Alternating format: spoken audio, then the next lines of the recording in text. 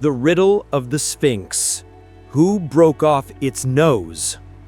Imagine it, a majestic statue that has stood for 4,500 years under the blazing Egyptian sun. A pharaoh's face carved from solid rock, and suddenly, the nose is gone.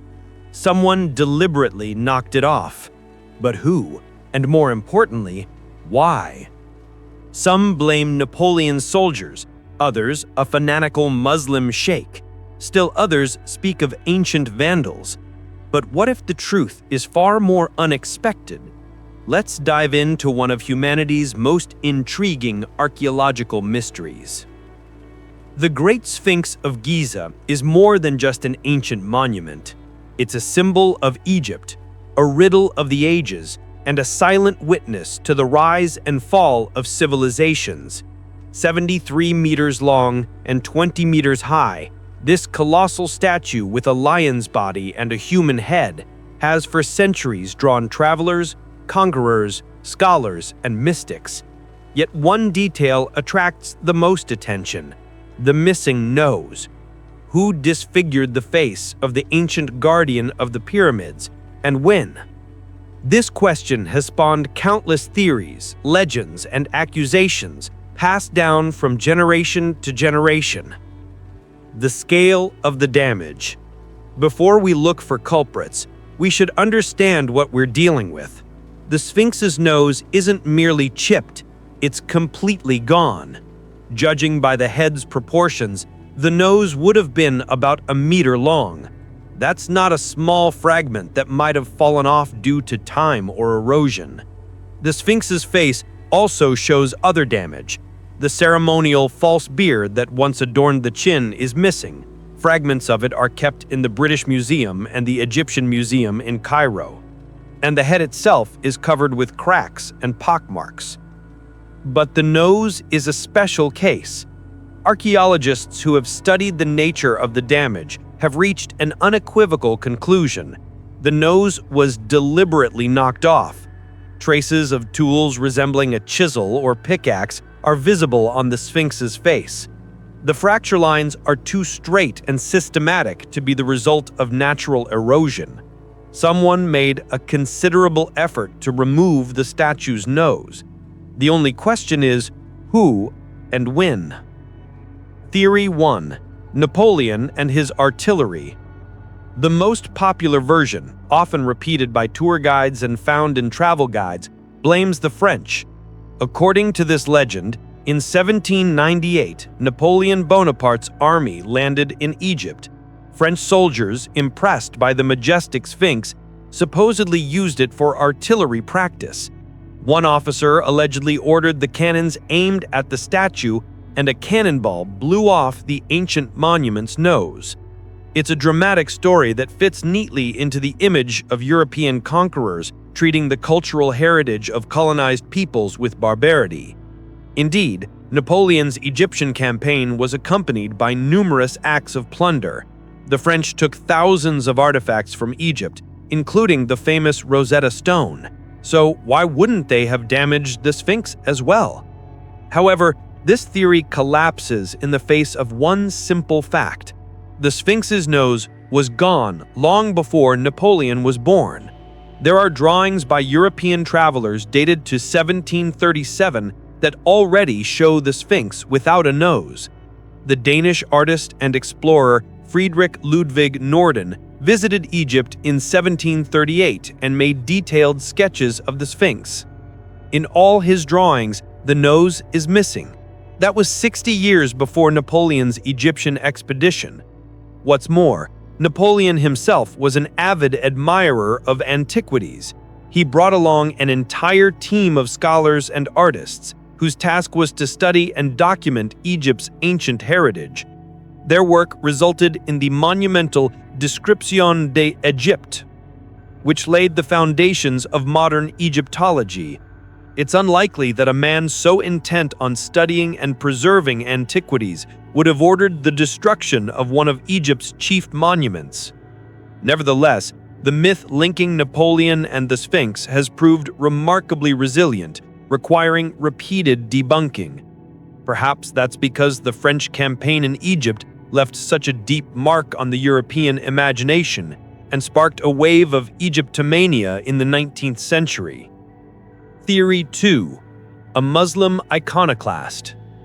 A more plausible version points to a Sufi sheikh named Muhammad Saim al-Dar. According to medieval Arabic sources, in 1378, this religious zealot was outraged that local peasants were making offerings to the Sphinx in hopes of securing a good harvest. For al-Dar, this was unacceptable idolatry, contrary to Islamic principles. The 15th century Arab historian al-Makrizi describes the incident in some detail. He writes that Sheikh Muhammad Saim al-Dar, from a Sufi lodge, decided to put an end to these pagan practices. In 1378, he climbed up to the Sphinx and personally disfigured its face, breaking off the nose and other parts. For this act, al-Dar was hanged not by the Egyptian authorities, but by enraged local residents, whose fields, it was said, ceased to yield crops after the Sphinx was desecrated, and whose villages were then buried by sand. This version has serious historical footing.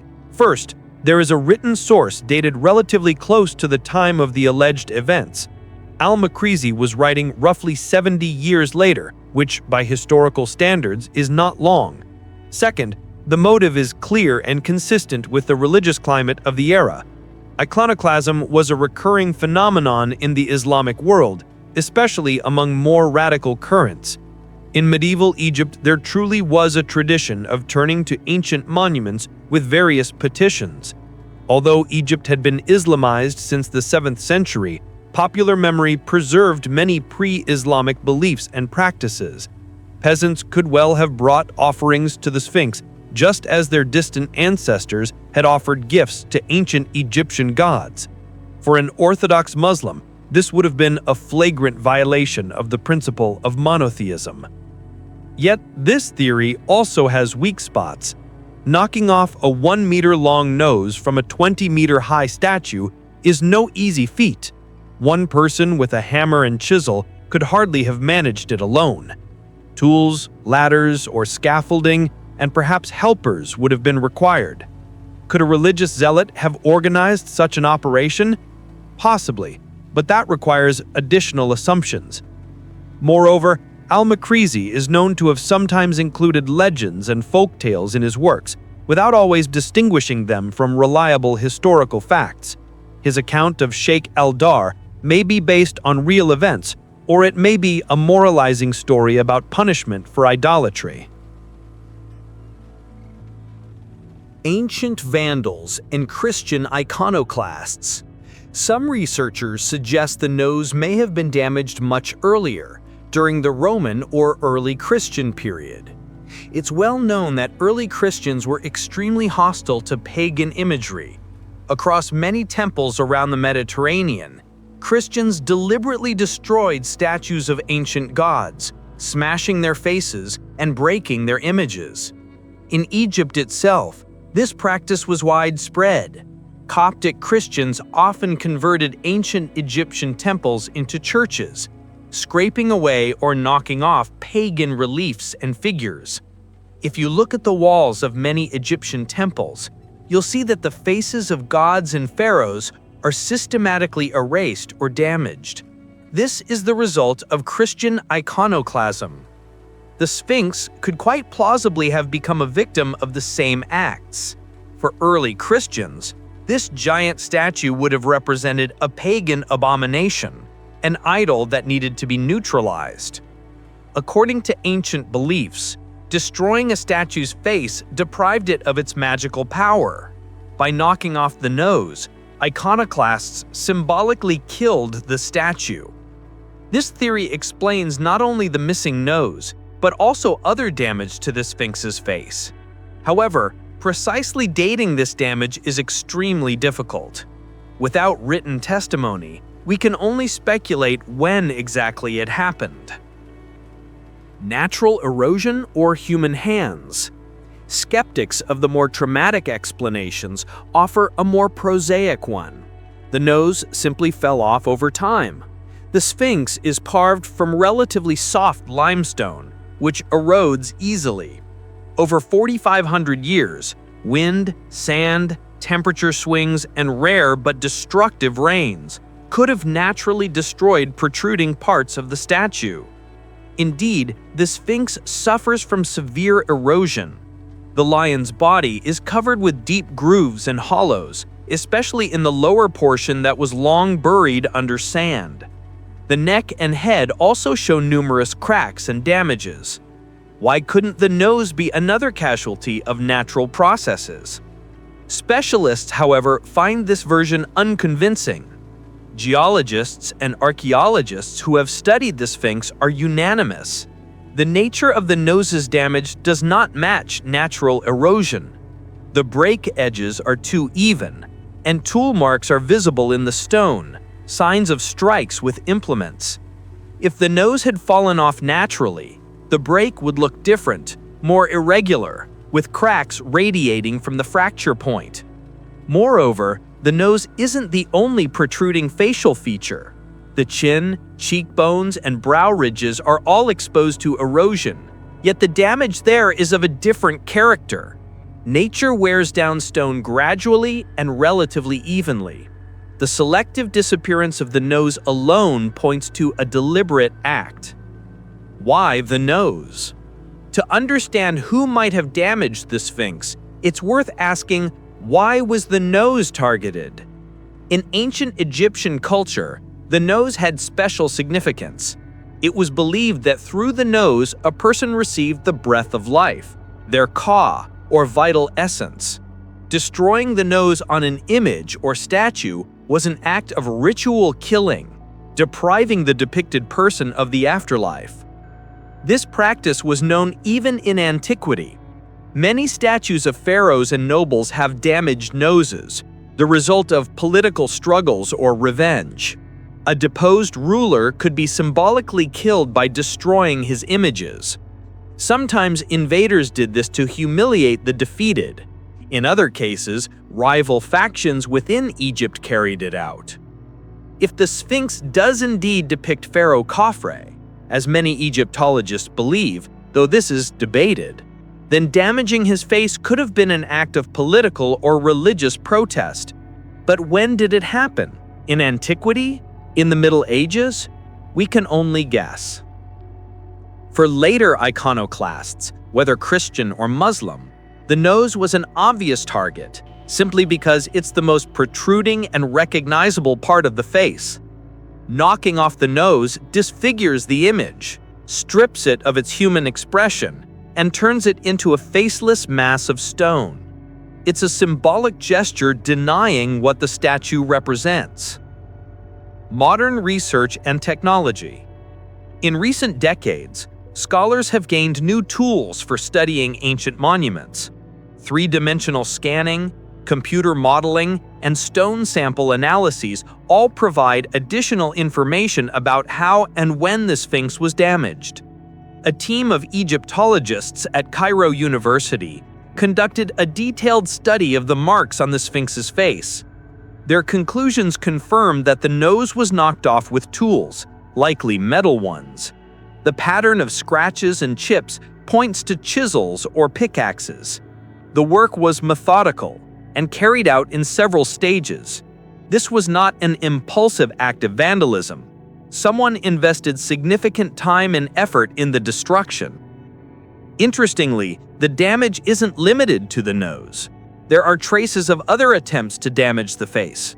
Some researchers believe the vandals tried to knock off other parts as well, but for whatever reason didn't finish the job. Perhaps they were interrupted, or the task proved too difficult. Computer reconstructions of the Sphinx's face with the nose restored show how dramatically the monument's appearance changes. With a nose, the face looks more alive and more human. Perhaps this realism is precisely what irritated iconoclasts. The statue seemed too lifelike, too much like an object of veneration. The Sphinx through the ages.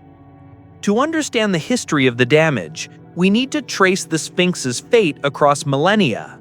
The statue was likely created during the reign of Pharaoh Khafre, around 2500 BCE. Even in antiquity, the Sphinx was an object of veneration. Pharaoh Thutmose IV, reigned c. 1400 BCE, left the famous dream stela between the Sphinx's paws, describing how, in a dream, a god in the Sphinx's form promised him the throne in exchange for clearing the statue of sand. During the Greco-Roman period, the Sphinx continued to draw attention.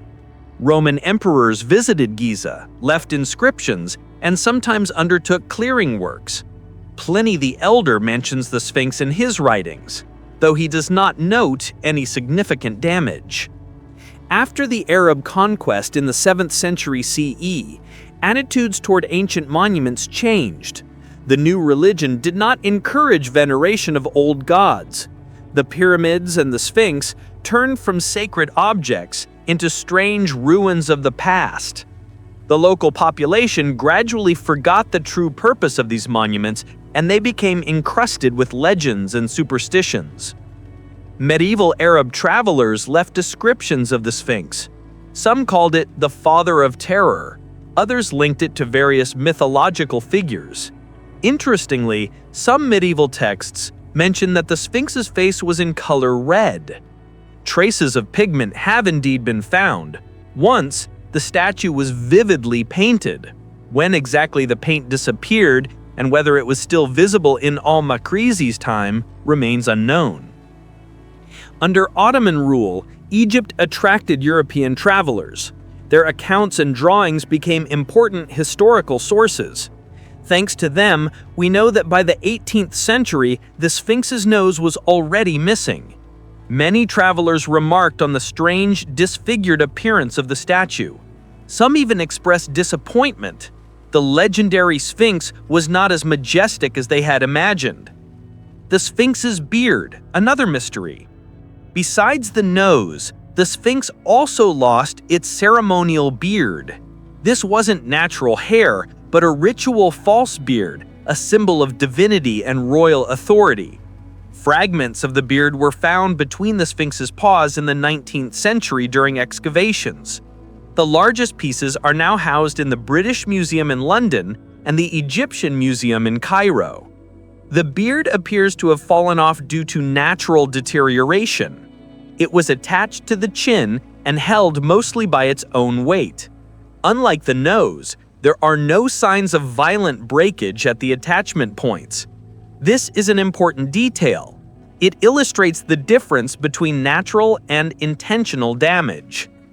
Some researchers propose that the beard was added after the Sphinx was originally carved, possibly during a New Kingdom restoration. That would explain why it was less securely fixed and ultimately fell away. Political myths and national pride. The story of the Sphinx's nose shows how archaeological facts become hostages to politics and national sentiment. Blaming Napoleon for the damage fits neatly into anti-colonial rhetoric. For Egyptian nationalists, it's a convenient symbol of European barbarism and contempt for the culture of conquered peoples. On the other hand, the version involving a Muslim iconoclast can be used to criticize religious fanaticism. In today's context, when Islamic extremists have indeed destroyed ancient monuments, it's enough to recall the Taliban's demolition of the Bamiyan Buddhas or ISIS's destruction of Palmyra, the story of Sheikh Eldar takes on a new resonance. Interestingly, different versions have been more popular in different periods. In the 19th century, at the height of European colonialism, accusations against Western armies were especially favored in Egyptian circles.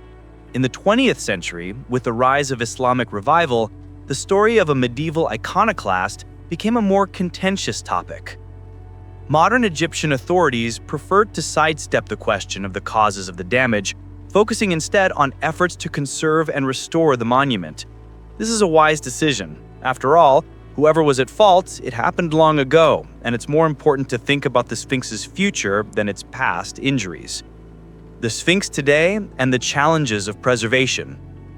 Today, the Sphinx faces threats that may be more dangerous than the actions of medieval vandals. Air pollution, rising groundwater levels, and millions of tourists each year, all of which jeopardize the preservation of the ancient monument.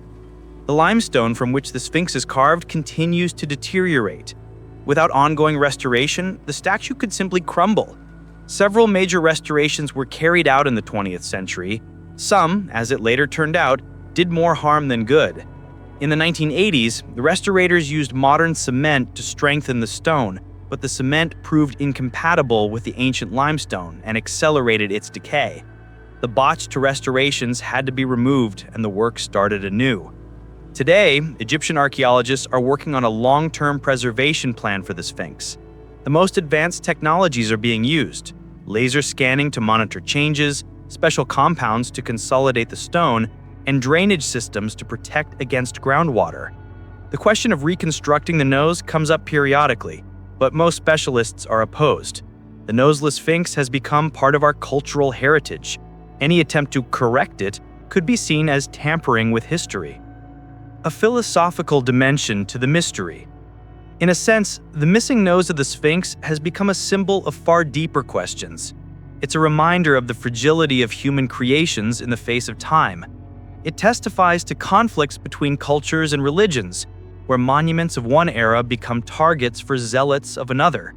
It's a lesson in how little we truly know about the past, despite all our technologies and scientific methods. In Greek myth, the Sphinx posed riddles. Now, it has become a riddle itself. Who damaged its face? We may never know for certain. Perhaps it was a religious zealot in the 14th century, or a Roman soldier bored on duty, or a Christian monk destroying pagan idols, or simply a group of locals who decided to quarry stone for their own needs and chose the most accessible fragment. The lack of a definitive answer compels us to reflect on the nature of historical knowledge. We like to think science can answer every question, that with the right methodology, the truth will reveal itself. But reality is more complex. Some events of the past remain mysteries forever, despite the efforts of historians and archaeologists. The Sphinx in popular culture. The image of the disfigured Sphinx is firmly embedded in popular culture. It appears in countless films, books, and games, sometimes as a mystical guardian of ancient secrets, sometimes as a victim of human barbarism. In some works, the missing nose is explained with fantastic causes: alien interference, pharaoh's curses, battles of ancient sorcerers. Naive as these fantasies may seem, they reflect a deep human need for explanations. It's hard for us to accept that such large-scale damage could happen for a banal reason or remain unexplained at all. We crave a story, drama, villains, and heroes. A reality in which the nose was knocked off by an anonymous zealot in a long-forgotten conflict feels insufficiently thrilling. It's telling that in popular culture, the Sphinx is often shown without a nose even in scenes set in antiquity when the nose should still be in place. The missing nose has become such a recognizable feature that artists and filmmakers hesitate to depict it intact, fearing audiences wouldn't recognize the monument. A lesson for the future. The story of the Sphinx's nose is a warning for modern civilization. Monuments that seem eternal are in fact extremely vulnerable. One zealot with tools, one wrong decision, one moment of negligence, and cultural heritage that has survived millennia can be irreparably damaged. In recent decades, the world has witnessed many acts of cultural vandalism. The Bamiyan Buddhas blown up in Afghanistan, the ancient temples of Palmyra destroyed in Syria, manuscripts burned in Timbuktu. Each time we feel shock and outrage. But the story of the Sphinx reminds us, this is nothing new. People have always destroyed cultural heritage out of religious fervor, political motives, simple barbarism, or foolishness. What can we do to protect the legacy of the past? It's a complex question without easy answers. Physical security helps, but is not always sufficient. Education and fostering respect for culture are vital, but take time and offer no guarantees. Digital documentation and the creation of replicas allow us to preserve at least a virtual image of a monument, but they are no substitute for the original. The riddle remains. More than 2.5 centuries have passed since European travelers first recorded that the Sphinx's nose was missing. Several decades of intensive archaeological research have followed. We've applied modern technologies, studied ancient texts, and analyzed the nature of the damage. And yet we still cannot say with certainty who exactly broke off the Great Sphinx's nose or when. The most likely version remains that of the Sufi sheikh Muhammad Sa'im al-Dar acting in 1378. This theory rests on written testimony, fits the chronology of the damage, and explains the motives. But even here, questions remain. How accurate is al-Makrizi's account? Did he embellish events, confuse details? Medieval historians often mixed fact with legend and moralizing with documentation. It's possible the truth is more prosaic. Perhaps the nose was damaged gradually, the result of many small acts of vandalism over the centuries. A traveler chipped off a souvenir. A local used the protruding part as a support for a ladder. Soldiers of a passing army decided to test their blades. Over time, the damage accumulated until the nose finally collapsed. This version isn't as dramatic as the tale of a religious fanatic or an artillery barrage, but it may be closer to the truth. History is rarely as thrilling as the legends we tell about it. Other damaged monuments. The Sphinx is not alone in its fate. Across the world, ancient monuments bear signs of deliberate damage. In Egypt itself, thousands of statues have noses and faces knocked off. In European cathedrals, statues of saints were decapitated during the Reformation. Buddhist images in Central Asia were systematically destroyed by Muslim conquerors. Christian frescoes in Turkey were plastered over after the Ottoman conquest. This sad pattern reflects a fundamental conflict between past and present, between old and new systems of belief. Every new religion or ideology seeks to assert itself, partly by negating what came before. Monuments of the past become awkward reminders that today's truth was once heresy, and today's heretics were once the orthodox. Yet there are encouraging examples too. Many ancient monuments survived precisely because people who did not share their creators' beliefs nonetheless recognized their value. Muslim rulers of Egypt protected pyramids and temples for centuries. Ottoman sultans preserved Byzantine mosaics by covering them with plaster rather than destroying them. European monks copied ancient Greek texts even though they contained pagan wisdom. Ongoing scholarly debates. Even today, Egyptologists have not reached a consensus on the Sphinx's nose. New papers regularly propose alternative theories or fresh evidence for old ones. Some researchers analyze the mineral composition at the fracture to date the damage by the degree of weathering on exposed surfaces. Others study tools from different eras, trying to determine which implements could have left the observed marks. Emerging technologies constantly open new avenues of inquiry. High-resolution satellite imagery makes it possible to track even minimal structural changes. Computer modeling helps reconstruct the process of destruction and estimate the forces required to cause the damage. Visiophysical methods allow us to peer inside the stone to detect hidden voids and cracks. Each new technology brings hope of a definitive answer, but for now, the riddle remains, and it may never be fully resolved. In archaeology and history, absolute answers are rare. More often, we deal in probabilities, in more or less plausible hypotheses, in balances of evidence that may tilt one way or the other, but rarely reach 100% certainty. Significance for Egyptology. The question of the Sphinx's nose is more than a curious historical puzzle. It touches on broader issues in Egyptology and archaeology as a whole. How do we interpret the physical traces of the past? How much can we trust written sources?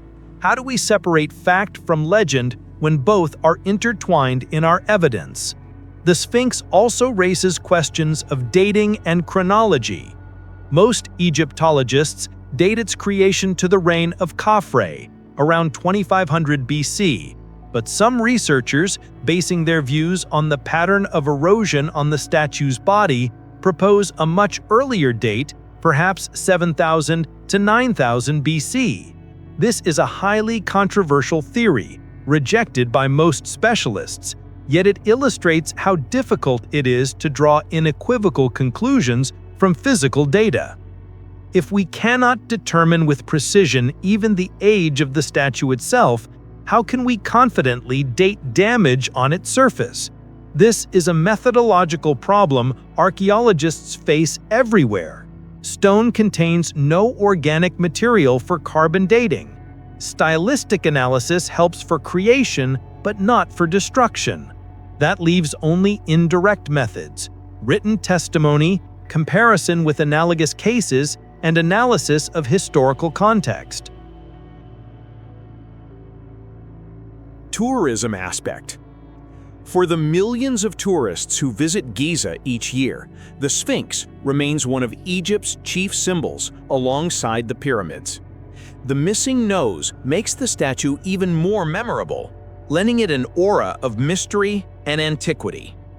Guides tell various versions of the story, often without much regard for historical accuracy.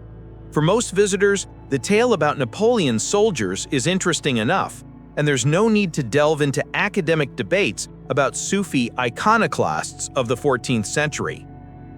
Tourism brings Egypt significant revenue, but it also creates conservation challenges.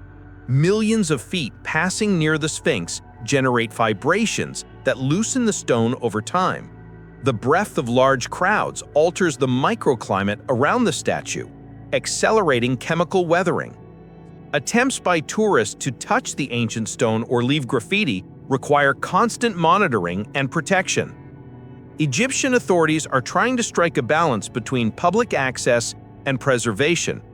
Periodic restrictions on approaching the Sphinx are introduced, special photo platforms are built, and tours are organized by schedule. But completely closing access to one of the world's most famous monuments is economically and politically impossible. Psychology of perception. Why does the disfigured Sphinx fascinate us so much? Psychologists suggest that damaged monuments evoke a special emotional response. They remind us of the transience of all things, the inevitability of decline and destruction. At the same time, they testify to resilience. Despite the damage, the Sphinx still stands, still impresses, still keeps its secrets. The missing nose also lends the Sphinx a certain inhuman quality, an otherness. With an intact face, the statue would look more realistic, more like a specific person. Without a nose, it becomes a symbol, an abstraction, an embodiment of eternity and mystery. Perhaps that's why attempts to restore the nose meet resistance not only from scholars, but also from the general public. We're used to this image and don't want it changed. There is even a theory that the absence of the nose makes the Sphinx a more universal symbol. Without clearly defined racial features, the nose is one of the most characteristic traits by which we read ethnic identity. The statue can belong to any culture or people. This is a contentious claim, but it reflects modern discussions about identity and cultural heritage. The restoration question. Should the Sphinx's nose be restored? Technically, it's possible. Modern conservators have the skills and materials to recreate the lost part. There are computer models showing what the nose should have looked like based on facial proportions and comparisons with other images from the same era. However, most specialists are firmly opposed. Their arguments boil down to several points. First, we cannot be absolutely sure of the exact shape of the nose. Any reconstruction would involve conjecture. Second, the missing nose has become part of the monument's history. Restoring it would erase the trace of that history, however sad. Third, where do we draw the line? If we restore the nose, why not the beard? Why not repaint the entire statue as it once was? Where does restoration end and falsification begin? These questions reflect a broader debate in the field of heritage conservation. Different countries and experts hold different philosophies. Some believe monuments should be preserved as they have come down to us, with all the marks of time and damage. Others think the goal of restoration is to return a monument as closely as possible to its original appearance. In the case of the Sphinx, the conservative approach prevails. Egyptian authorities are stabilizing and preserving the existing structure, but not attempting to reconstruct lost parts. This is a wise decision, given the monument's symbolic significance and the scholarly uncertainty about its original look. The Sphinx in the digital age. Modern technologies open new ways to engage with the Sphinx. Virtual reality lets you visit Giza without leaving home, examine the statue from any angle, even peer inside the stone to study its structure. Augmented reality can overlay a reconstructed Sphinx with a nose onto the real image, allowing both versions to be seen at once. 3D scanning has created precise digital copies of the Sphinx, preserved for future generations. If anything were to happen to the original, natural disaster, terrorist act, or simply ongoing decay, humanity would retain a detailed digital record. It's a kind of insurance against total loss. Some artists and designers use these digital models to create virtual reconstructions of ancient Giza. You can see what the pyramid complex and the Sphinx looked like 4,000 years ago. Surrounding temples, processional paths, priests' quarters. You can see the Sphinx with a nose, painted in vivid colors, with a gilded ceremonial beard set not in desert emptiness, but amid greenery and stone structures. These reconstructions help us grasp the context in which the Sphinx existed. Modern visitors see a solitary statue in the desert, but once it was part of a vast religious complex, a center of pilgrimage and ritual. Understanding that context helps us better appreciate the monument's significance and the scale of what has been lost. Parallels with other historical riddles. The story of the Sphinx's nose echoes other historical riddles that will likely never be fully solved. Who built Stonehenge and why? What happened to the Roanoke colony? Who wrote the Voynich manuscript? Where is Genghis Khan buried? What became of the Amber Room? These mysteries share common traits, a multitude of theories ranging from plausible to fantastical. Fragments of evidence open to multiple interpretations. No definitive answer, but endless room for speculation, research, and debate. Perhaps it is precisely the uncertainty that makes such riddles so compelling. A mystery completely solved ceases to be interesting. A secret that remains a secret continues to capture the imagination. Each new generation can approach the questions with fresh eyes, using new methods and technologies, hoping to find what their predecessors missed. Humanity's cultural heritage. The Sphinx belongs not only to Egypt, but to all humanity. It is part of our shared cultural heritage, a testament to the achievements of an ancient civilization that laid the foundations for many aspects of modern culture. Writing, mathematics, medicine, architecture, art. The ancient Egyptians contributed to all these fields in ways that are still felt today. The damage to the Sphinx, whoever caused it, and whenever it happened, is a loss for all of us. It's a reminder that cultural heritage is fragile and needs protection. It's a lesson about the consequences of fanaticism, ignorance, and negligence. It's a call for vigilance and care for the monuments of the past that we pass on to future generations. In our time, when conflicts and instability threaten cultural sites across many regions, the Sphinx's experience is especially relevant. The international community is gradually recognizing the need to protect cultural heritage even during wars and conflicts. The deliberate destruction of cultural monuments is now recognized as a war crime. Specialized units are being created to safeguard monuments in conflict zones. Concluding reflections. The Great Sphinx of Giza has stood for more than 4.5 millennia. It has witnessed the rise and fall of countless kingdoms and empires. It outlasted the pharaohs who may have ordered its creation. It outlasted the Greeks and Romans, Arabs and Turks, the French and the British. It will outlast us too. The missing nose is only one of many marks time has left on the ancient stone, a physical embodiment of history, written not in words, but in cracks, chips, and pockmarks.